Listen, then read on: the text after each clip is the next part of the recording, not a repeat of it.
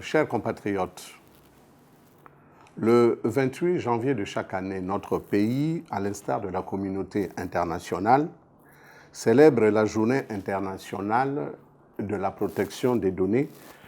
personnelles et de la vie privée, dénommée donc Data Privacy Day. Cette date du 28 janvier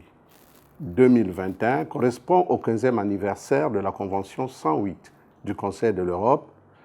principal instrument juridique de référence depuis 1981 pour la protection des données en Europe et au-delà. Instituée en 2007 par le Conseil de l'Europe et relayée par la Commission européenne, cette journée constitue une étape décisive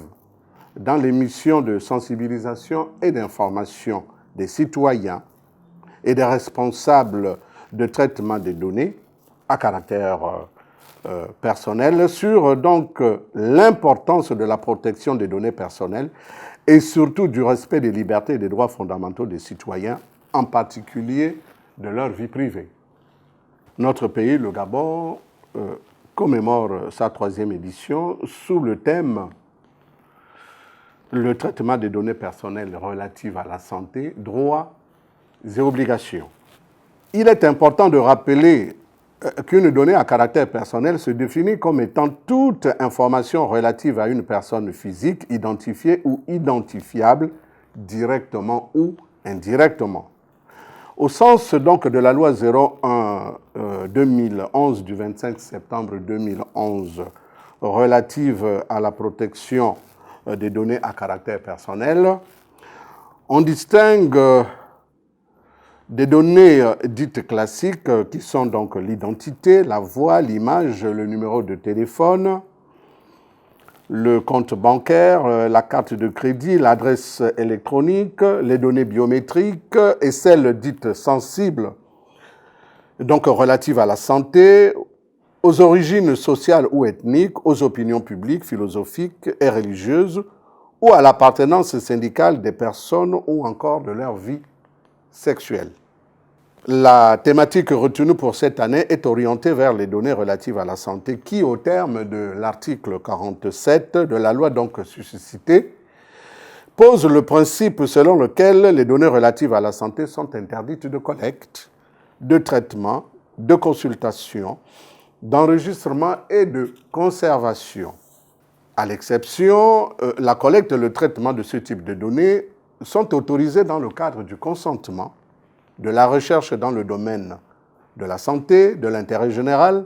de la médecine préventive et des statistiques réalisées à des fins économiques. La pandémie de la COVID-19 qui a fortement impacté notre environnement et partant notre vie quotidienne nous interpelle car elle a favorisé l'émergence de nouvelles normalités parmi lesquelles le télétravail, la visioconférence, la télémédecine et le téléenseignement. Ces nouveaux services, par le biais des technologies innovantes, transportent un flux croissant de données personnelles traitées et stockées par des gros hébergeurs, les GAFA, c'est-à-dire Google, Apple, Facebook et Amazon. Données susceptibles donc d'être convoitées par des cybercriminels qui violent la dignité et l'intégrité morale de nos concitoyens. En effet, avec l'essor des technologies modernes, les données personnelles sont de plus en plus échangées, collectées et traitées à notre insu et avec des effets irréversibles. Ces données personnelles produites ou générées par nous-mêmes à travers des simples actions comme la publication des photos, l'utilisation d'une carte de fidélité, l'accès à un site web, la recherche d'une information sur nos smartphones expose donc nos habitudes de vie et celles de notre entourage. C'est pourquoi la CNPDCP, dans son rôle de gendarme et de partenaire conseil, vulgarise donc la loi relative à la protection des données personnelles à travers des campagnes d'information et de sensibilisation pour rappeler aux citoyens que les technologies de l'information et de la communication sont au service de l'homme, mais que leur utilisation ne doit porter atteinte ni à l'identité humaine, ni aux droits de l'homme, ni à la vie privée, ni aux libertés individuelles ou publiques. De plus, la législation sur la protection des données personnelles nous confère des droits permettant de contrôler l'usage de nos données, notamment le droit d'accès à l'information, de s'opposer pour les motifs légitimes, de suppression ou de rectification, et de saisir la commission même par dénonciation, si cela donc est nécessaire. Quant aux responsables de traitement, c'est-à-dire l'État et les opérateurs économiques, ils n'ont que des obligations vis-à-vis des personnes pour lesquelles les données sont collectées. Ils doivent donc garantir la sécurisation et la confidentialité de ces données, respecter la durée de conservation des dites données, ainsi que la finalité pour lesquelles elles ont été collectées. D'ailleurs, à cet effet, 2 journées de sensibilisation ont été récemment organisées au Centre hospitalier universitaire de Libreville, auquel prenaient part les secrétaires généraux de l'administration publique, les responsables des structures hospitalières publiques, le comité du pilotage du plan de veille et de riposte contre l'épidémie du coronavirus dans notre pays, les médecins-chefs ainsi que les responsables du paramédical. Aussi, pour faire face à cette situation préoccupante, la Commission s'est arrimée aux standards internationaux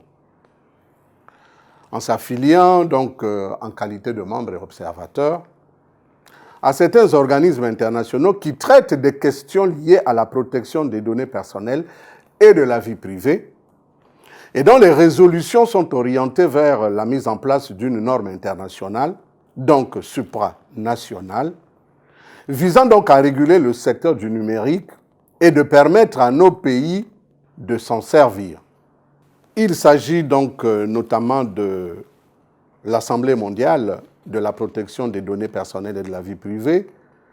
de l'Association francophone des autorités de protection des données personnelles, du Réseau africain des autorités de protection des données personnelles, mais également de la Convention 108 du Conseil de l'Europe. Tout en respectant nos valeurs fondatrices, que sont la démocratie, l'état de droit et les droits de l'homme, le gouvernement a initié des réformes juridiques institutionnelles qui ont abouti d'abord à l'adoption de la loi sur l'état d'urgence sanitaire et les textes d'application y relatifs. Ensuite, à la mise en place du COPIL et du laboratoire Daniel Gaoma, puis à la prise des mesures préventives et restrictives dont l'objectif est de protéger les populations. À ce titre, la Commission salue le leadership du président de la République, son Excellence Ali Bongo Ondimba, dans la riposte contre cet ennemi invisible. Chers compatriotes, pour faire face aux enjeux liés à la protection des données personnelles et de la vie privée, dans un monde en perpétuelle mutation, il est important que l'État nous accompagne dans les réformes juridiques institutionnelles en cours afin de permettre à la Commission d'atteindre des objectifs de performance pour lesquels elle a été créée.